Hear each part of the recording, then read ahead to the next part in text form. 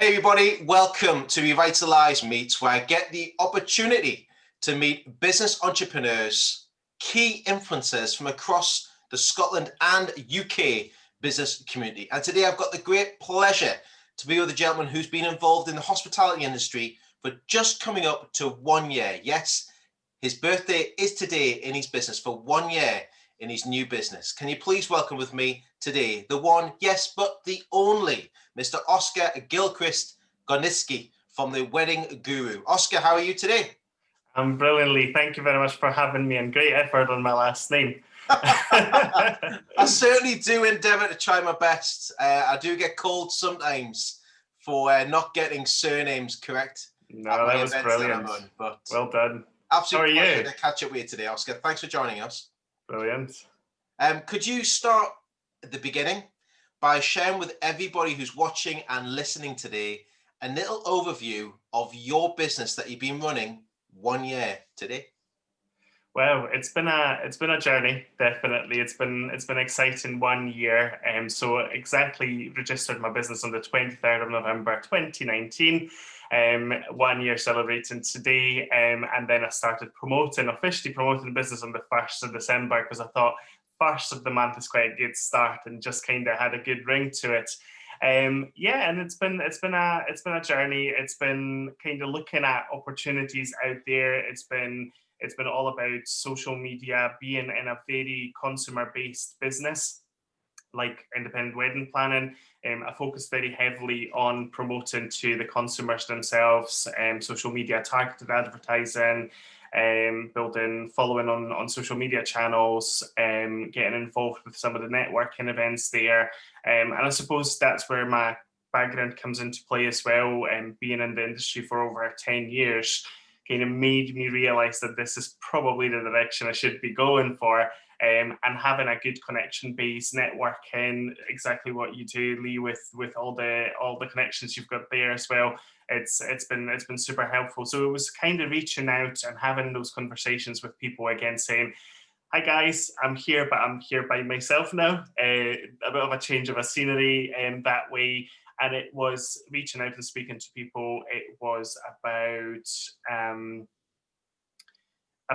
kind of changing the focus, and very important for me was very quickly realizing that the business plan that I had, and I've worked on it for nearly a year, was exciting, but actually when the business started, the reality hits and different opportunities come up, and focusing on that and being very much responsive to what's happening in the business, and maybe a little bit step ahead of what's happening as well. So yeah, it's been a wonderful journey, definitely. Well, we met just before you launched by yourself. Indeed. But I was also really intrigued as well by the background that you've got, the wealth of knowledge that you have in the industry that you've been part of. I mean, you came from a sales and marketing background with wedding dates. You've also been a regional wedding manager and brand standards for principal hotels across Scotland, but also regional specialist in events and a wedding operations supervisor. So really big wealth of background that's in there. But I want to touch on the achievements and successes that you've had over just this last year, because a year can go like that, which it has already. You've got over 5,000 followers on your social media in the first year. I want to touch on that first. What was the challenge? How did you overcome it? And how did it become 5,000 people online? Sure. Well, it's amazing when I'm looking back and actually seeing those numbers, because it's not something that I kind of set out. Obviously, social media and following is super important, especially for consumer-based businesses like my own. And in a wedding industry, it's probably the most important. Your channels of Instagram, your Pinterest, all these things are very much, you know, we're talking about Instagrammable moments in the industry. And it was very important for me to focus on that. And the approach I've taken with that, and the challenge I had, was I need to be relevant. I need to be sharing educational content, but I also how to go about it. That was my biggest challenge, because you know, you can have so many exciting ideas and share some stories about what's happening in the industry, but actually I've gone down the route of reaching out to my connections, and it's something that helped me greatly, is working with other experts in the industry, professionals in the industry. It showed my wealth of experience. It showed my connection base. A lot of my capos are now coming to me saying, we've come to you because we know that you know people, and we see that you know people, and you've got a brilliant connection with these people as well.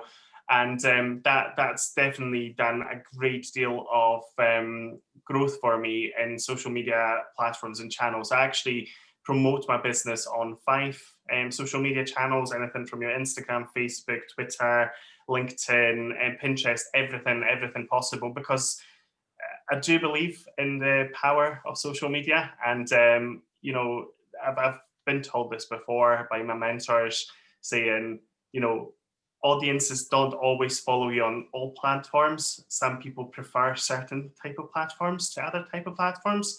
So it's very important to be relevant across all these platforms together, and maybe having a slightly different approach to things, but still carrying that message forward as well. And yeah, it was connecting with other businesses. It was, to give you a few examples, it was doing shared promotions, it was doing online activities, live videos, it was doing styled photo shoots, it was involving them in some of the work I was doing, and then featuring them in the work that I was doing as well, and vice versa. Because as it happens today, we're obviously pitching out and speaking to so many people out in the industry, but we've got different connection bases. So we cross-reference each other and support one another in the business that way. And it's worked the magic for me, definitely. I think what it is as well, though, Oskar, is that you've been able to tell a story, and we talk about that quite regularly. Many people forget about looking at understanding the importance of their why and their purpose, but you deliver that with your social media content on a daily, weekly basis. Mm-hmm. You know, people stick to their guns and they promote it regularly as content. And congratulations to yourself on that for the work that you're putting in, because you can see it starting to pay off. But also you've established yourself as a guru, right? Established yourself as the destination wedding market, not just in the UK, but also in the United States, across the pond, and also in South America and Peru, which is really interesting. How did that come about with Peru? Do you know, it's very interesting. Nothing that I have actually, you know, hand on heart saying here, I've not planned for being a destination wedding planner. I thought, you know, realistically, I'm going to be attracting quite a local base. But I have gone out there and I have maximized on all the opportunities. And interestingly enough, majority of my customers are US based. I've got a client from Peru. I've got clients in South Asia and Australia now as well, which has been absolutely wonderful. And it came a bit as a surprise for me. And I suppose I wanted to very much differentiate myself in the market, because it is, when you think about it, it is quite a saturated market. There's quite a few established wedding planners in Scotland already. There are businesses that do wedding planning in addition to do floristry or venue dress and stuff like that. I had to really hit hard on the fact that I'm not one of those people. I am looking after a very specific market, and I've gone, you know, consciously into the luxury market. And I think that's what kind of resonates a lot better in a more of a destination setting, because if couples are, you know, there's this effect of Outlander weddings, and very popular nowadays, and it's a range of different numbers. I've worked with a couple from Peru. It was just an elopement wedding, just the two of them and witnesses. And I'm working with a couple in Myanmar, 200 guests, 80% of them traveling from Southeast Asia into the UK, having a beautiful wedding at Dundas Castle. But the reason why a lot of destination couples are reaching out to me is, like you said, it is about the story, but it's also about the connection. Clearly, they know that if they reach out to myself, it's maybe not, it is a premium product, but I can also make sure that I can look after absolutely everything in that mix for them.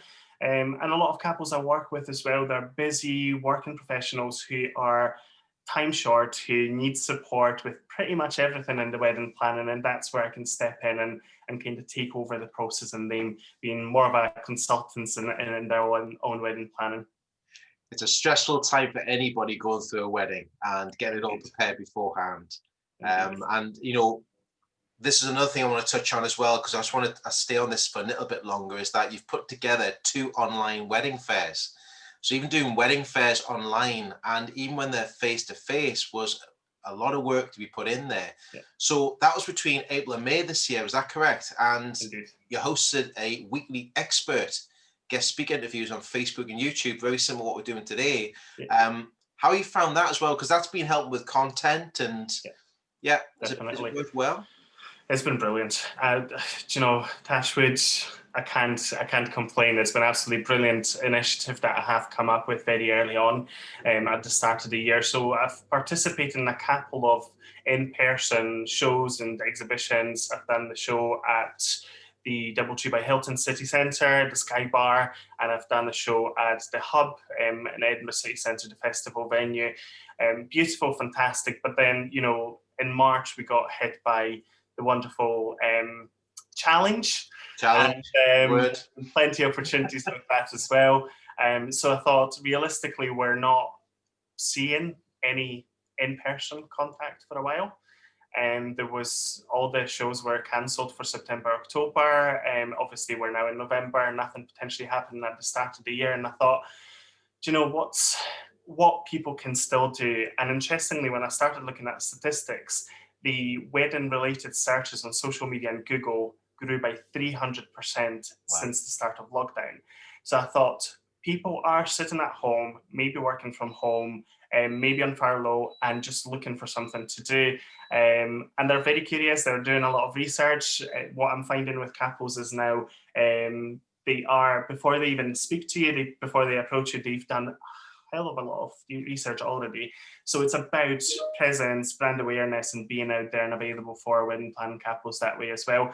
And that's the idea of open wedding fairs on Facebook. So we went into lockdown in March.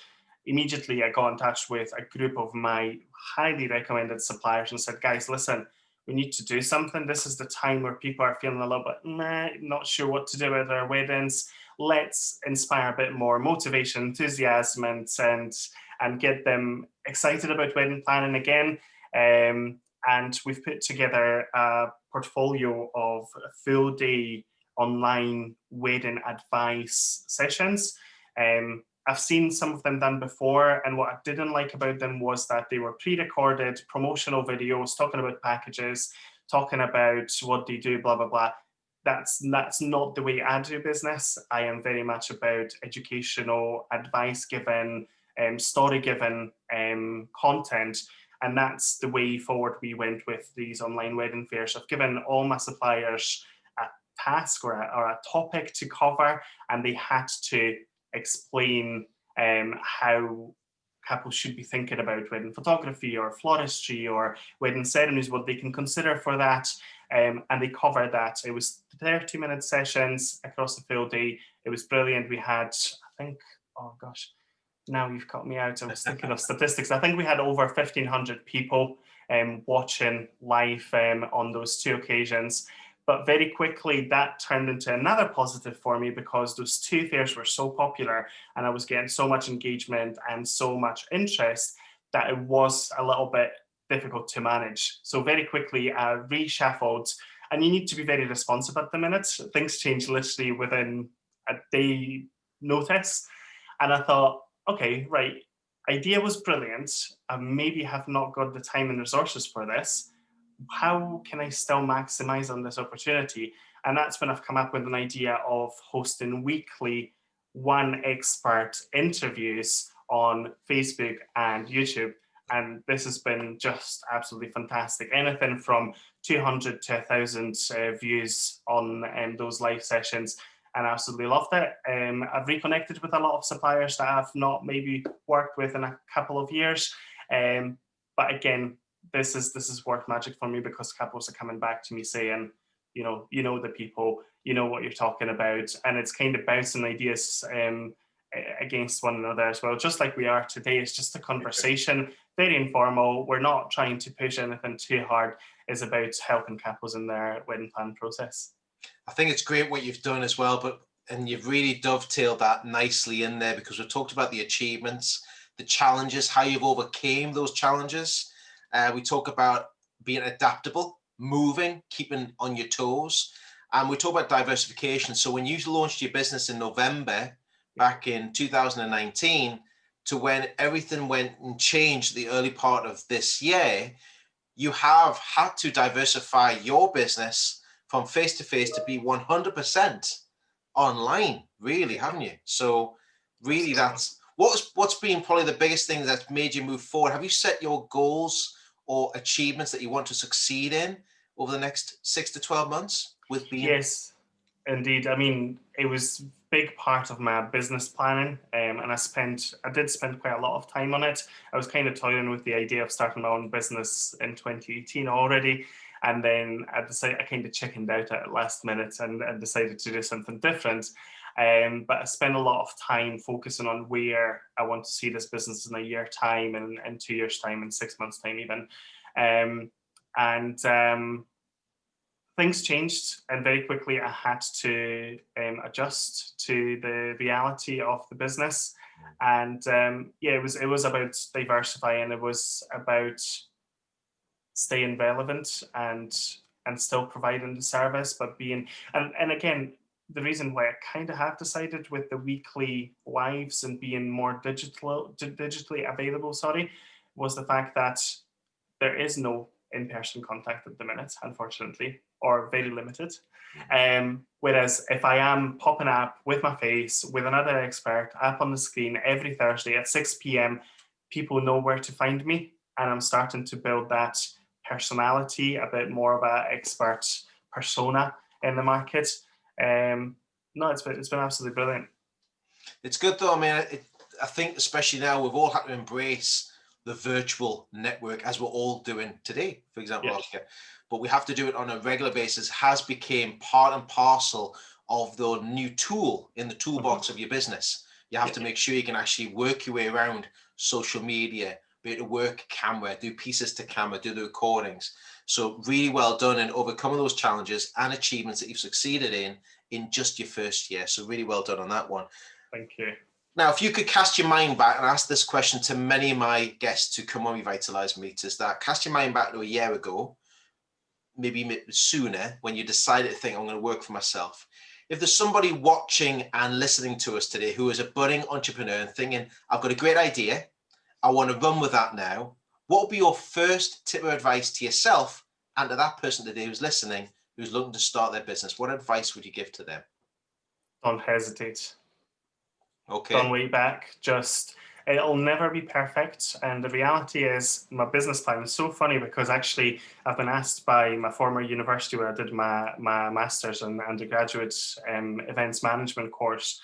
Recently, I've been asked to support them because they had an assignment to do about business plan, and they were planning for independent wedding planning business. And it was for the very first time in 6 months that I actually sat down and looked at my business plan again with them.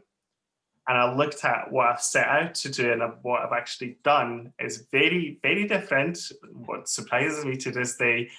But it's so exciting to see that I've not kind of stood static and thought, this is what I want to do, and, eyes shut and just going for it. I actually very clearly was responsive and followed what was going on around me and tried to, like you said, diversify the business. But it was very interesting to stop and look at things and see how different it was. So yeah, don't hesitate, because like I said, it'll never be perfect. Things will very quickly change. Your ideas will change. Opportunities will come up that you've never considered for before. And I am a little bit gutted that I've not taken the jump in 2018 and should have just run with it, and it would have been 2-year business by today.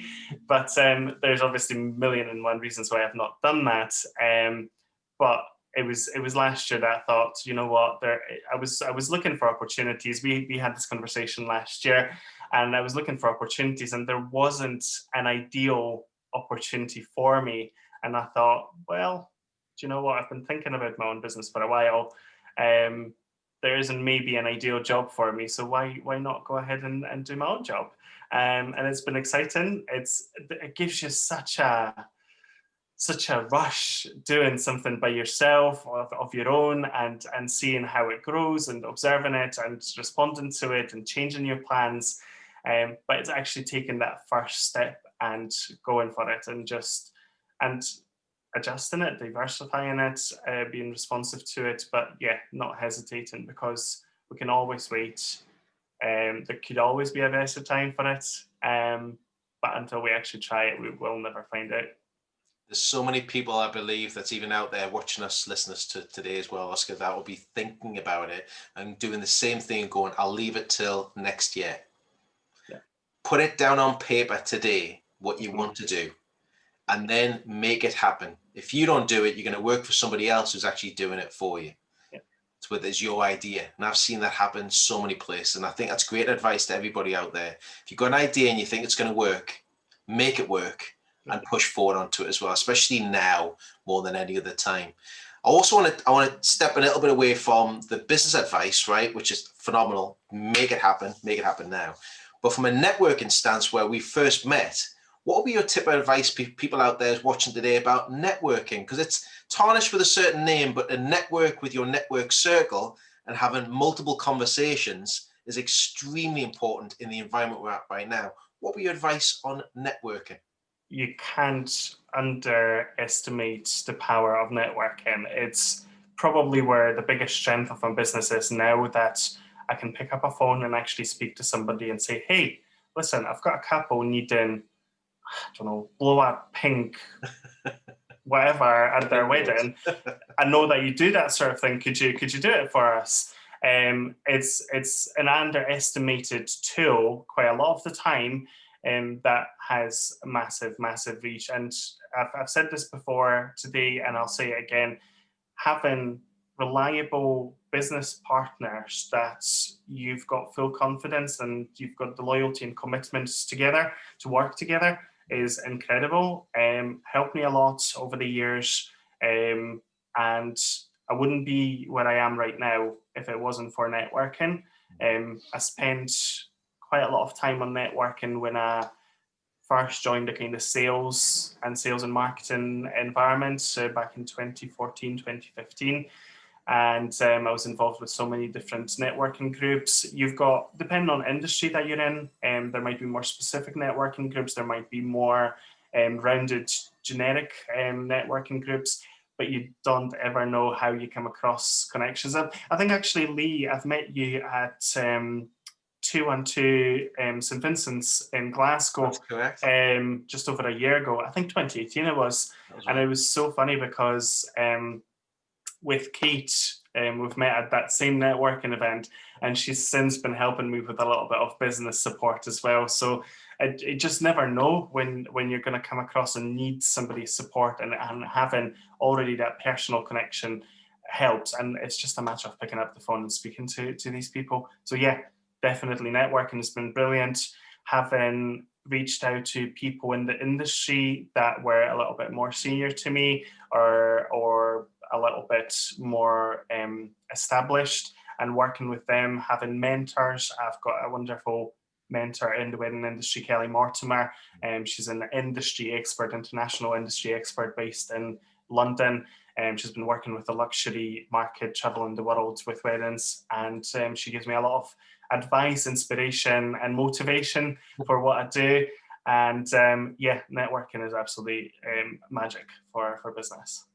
And it's great when you're saying that, because I think, you know how I work with networking itself and how it all works for me.